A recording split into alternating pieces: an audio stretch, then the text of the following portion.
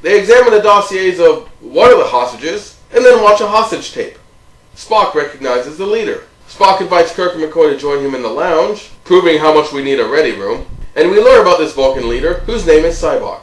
The knowledge and experience he sought were forbidden by Vulcan belief. He believed the key to self-knowledge was emotion, not logic. When he encouraged others to follow him, he was banished from Vulcan, never to return. This is some utopia you got going on, Gene Roddenberry, where we look down on you if you don't fit in with society, and if you try to encourage other people with your beliefs, we'll kick you out. The Enterprise arrives at Nimbus 3, but they can't beam the hostages out because their own transporters don't work. So if Sybok hadn't lucked out and they sent the garbage scow of a ship in, we could have ended the movie right now. Damn it, Starfleet! We're going to have to get them out the old-fashioned way. Meanwhile, Chekhov poses as a captain for some reason. You are in violation of Neutral Zone Treaty. Yet again proving that nobody likes Chekhov. Wait a minute. Perfect. But we'll have to get their attention. And now, of course, the infamous Uhura fan dance. Okay, I want to know how the conversation between the last scene and this one went that ended in, you need to strip off and fan dance. What other options were explored?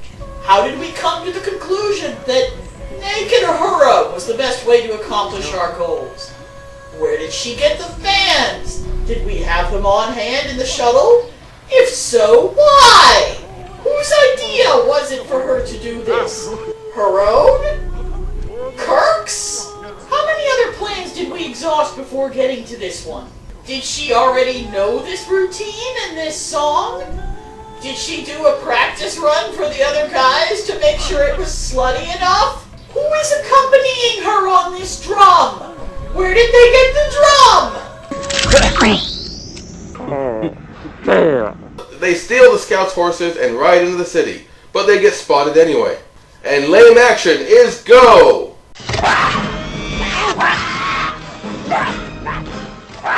This woman looks and sounds like Tina Turner. Now who can't get beyond Thunderdome?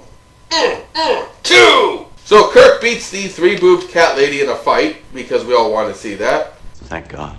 But he's taken hostage by the hostages. Would you mind handing over your weapons? You are under arrest by order of David Warner.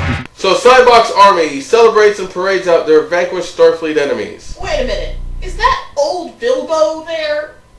Is this the Great Havens? I don't want to be with the elves anymore. Sybok sees Spock and talks with him, but despite Sybok's invitation, Spock refuses to join him. And apparently he staged all of this to steal the ship that came to rescue the hostages. You staged all this to get your hands on my ship? Who are you? James T. Kirk, captain of the Enterprise. But I thought Captain Chekhov. I see. Very clever, Captain. Yes, very clever, giving us a more valuable hostage for no reason. I like the way you think, Kirk. And Spock yet again refuses to join Sybok. Meanwhile, the Klingons arrive in the system and cloak themselves. As they're flying back on the shuttle, Sybok refuses to turn back and land, and so we have to land the ship manually. Claw is about to shoot the Enterprise, but then he hears that Kirk is on the shuttle and changes his target. Stand by to execute emergency landing plan B. B, as in barricade. He can't be serious. Okay, hold on. If they have a barricade built onto the ship, why are we freaking out about this, and why don't we already have a procedure to get in a ship without a tractor beam? And we get away after we pretend to have had an action sequence. Why yes, Sulu is good. Hey, wait a minute, where are the step guys? And Kirk has a fight with Sybok and the Wire team, but he still loses. Spock threatens to shoot Sybok, but Sybok calls his bluff. In other news, Spock was bluffing. Sybok has Kirk, Spock, and McCoy locked away in the brig, and talks with Sulu and Uhura. He's apparently going to take away their pain. Okay, I'm not sure what Sulu's pain is, but I think we all know what Uhura's is. Give us a moment alone.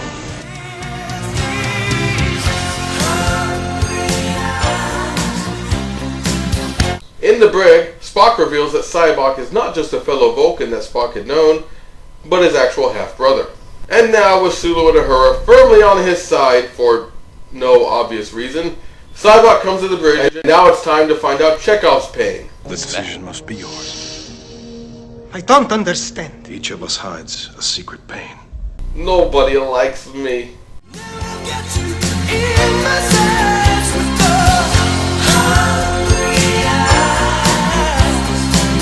And now, of course, Chekhov is with Cybok.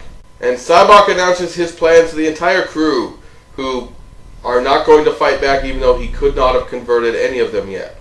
By the way, is the rest of the bridge crew also part of Cybok's little circle now, or are they just going along with anyone who sits in the chair? I have a lot of questions. One of the most important is, why is this movie worth asking questions about?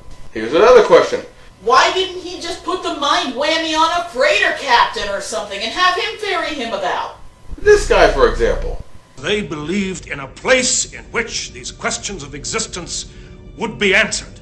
Our destination is the planet Shakari, which lies beyond the Great Barrier, at the center of the galaxy. Center of the galaxy. Where Shakari is fabled to exist. The center of the galaxy can't be reached. No ship has ever gone into the Great Barrier. No probe has ever returned. Not to be confused with where no man has gone before, where there is a barrier on the outside of the galaxy. Apparently the galaxy is a gobstopper. This barrier is legendary and impassable, despite the fact that we've never heard about it. Nor will we hear about it again after this movie. What are you standing around for? Do you not know a jailbreak when you see one? And Scotty breaks out, and... Mr. Scott, you're amazing. Oh, there's nothing amazing about it. I know this ship like the back of my hand. Bonk, bonk on the head. Bonk, bonk. And Scotty got stunned by an enemy. That did not happen. Scotty got shot. Meanwhile, Cybok's men are running around the Enterprise D. Kirk, Spock, and McCoy go to a turbo shaft to climb all the way up so they can get to the emergency transmitter. Spock sees this and... Screw you guys. I'm going home. And Kirk and McCoy start to climb. Spock, the relatively youngest and fittest of the group, the one possessed of 3 times human strength, is the one who decides... Screw you guys. Sulu finds Scotty and gets into sickbay. Yes, the evil, brainwashed villain Sulu takes Scotty to sickbay. And Spock returns from above with the idiotic jet boots again. I think I understand this movie. It's all a fevered dream of Kirk's. They went to bed at the campsite. Bones' beans and bourbon went to work in Kirk's digestive system, and he's having a crazy acid trip of a dream. None of this is real. I love you, Kim. You've made this movie tolerable. So they start to sink, but then Spock activates turbo mode, which, why don't you always go in turbo mode? And they boost their way to the top of the deck. Wait. The numbers don't make sense. Why are they not flowing in order? Fiend dream! So Kirk, Spock, and McCoy get to the lounge and call for help. Enterprise, this is Starfleet Command. We read you. Over. Request emergency assistance. Acknowledge. Understood, Enterprise. We are dispatching a rescue ship immediately. Roger, Starfleet. Man, that Klingon comm officer has some excellent English. Not just that she's a good English speaker, that is clean and accentless, and I'm impressed. If she could fan dance, she'd be a Uhura. I trust your message was received. So Cybok talks crap about the unknown, the same garbage you hear and everything when they're talking about a barrier that can't be passed, and it's not historically accurate. Moving on. Shakari, the source. Heaven. Eden. Call it what you will. Not the same thing! Meanwhile in sickbay, Scotty comes to and finds out that Uhura has a thing for him. And she's always had a thing for him. Now we know who she was thinking of with the fan dance. I don't have a problem with Uhura liking Scotty. I have a problem with this coming out of nowhere and going nowhere. Meanwhile in the lounge, Cybok demonstrates his ability to take away people's pain. Again, this scene is really well done, and I'm not going to complain about it much. Oh my God, don't do this to me. They found a cure. A goddamn cure! So if you hadn't killed him, he might have lived. No! I love my father. I released him! Then you did what you thought was right. Yes! No! Yes! Release this pain! Release it! I believe we are witnessing my birth. Subhuman.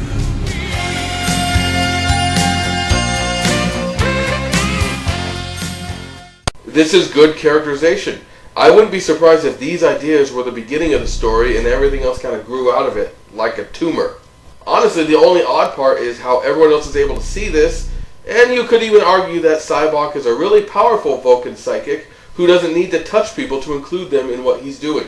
This could be sort of a mass group mind meld, if you will. I'll accept that because these are well done scenes. After McCoy and Spock have their turns, it's Kirk's, and he refuses. Two things here. First, I like that Kirk points out that our pain is part of what makes us who we are, and trying to shed it is just shedding part of who we are. I don't want my pain taken away. I need my pain. Second, I like that we didn't go into Kirk's pain, mostly because we've seen Kirk's pain. We saw this moment. We don't need to see it again. And the Enterprise has arrived at the Great Barrier, at the center of the galaxy, which means they're as close to the Delta Quadrant as we are to the Alpha Quadrant. It would take Voyager 100 years from now, 70 years. Bean dream. So Sybok refuses to let Kirk out, but he'll take Spock and McCoy because now they're on his side because he had a therapy session with them. But even then, they go against logic and stay with Kirk. Even though by now everyone should be on Sybok's side but Kirk. I don't know, it's a bean dream. Although this does say horrible things about what Kirk thinks of all the rest of his crew. Captain's log. A bunch of our ship fell off and nobody likes me.